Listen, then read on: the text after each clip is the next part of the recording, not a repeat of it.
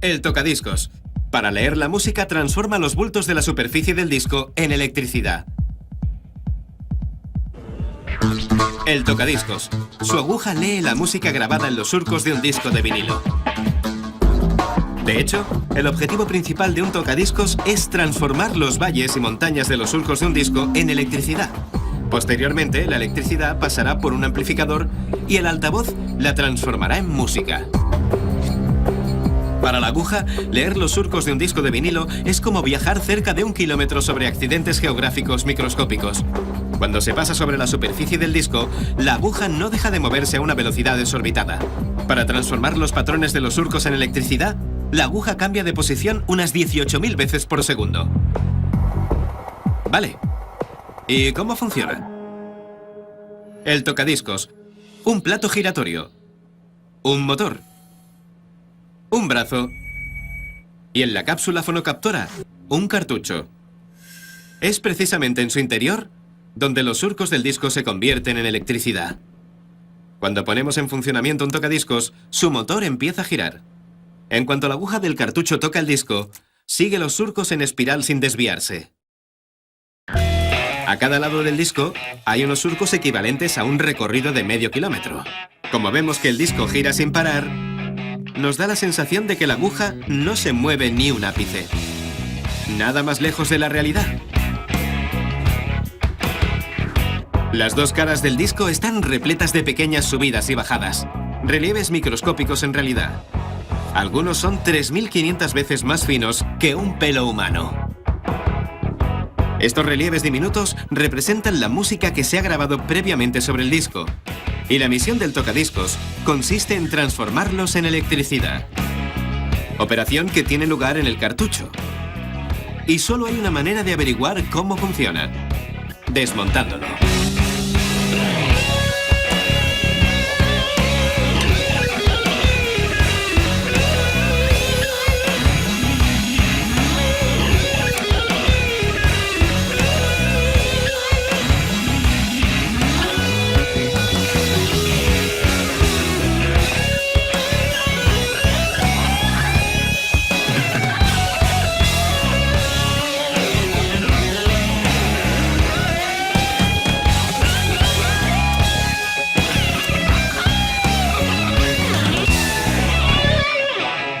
La aguja consta de dos partes: una especie de voladizo y la aguja propiamente dicha.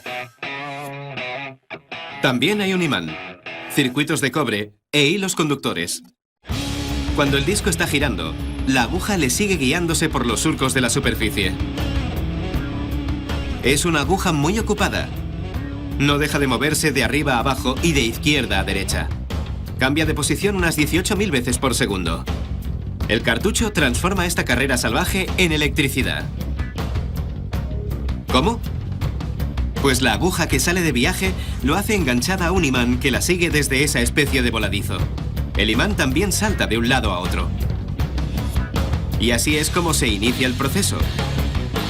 Los imanes emiten campos magnéticos. Cuando un imán se mueve, su campo magnético le sigue. De ese modo, los relieves de la superficie del disco, que representan la música, se transforman en un campo magnético móvil. El siguiente paso es transformar todo ese movimiento en electricidad. Y para eso están los circuitos de cobre.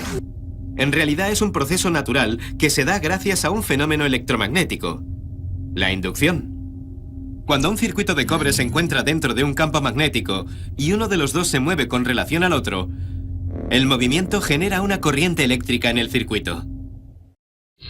Es decir, los movimientos del campo magnético provocan la aparición de una corriente eléctrica en el circuito del cartucho. Esta corriente es una representación eléctrica de los relieves existentes en la superficie del disco. Una representación de la música.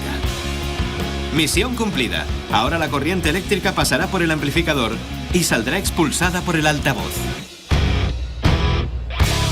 El tocadiscos es un virtuoso de la precisión. Explota con mucho ingenio un fenómeno magnético. Detecta bultos 3.000 veces más finos que un pelo humano. Y los transforma en corriente eléctrica que representa la música. La transformación de pequeños relieves en electricidad para leer la música previamente grabada sobre un disco de vinilo es una actuación de lo más espectacular.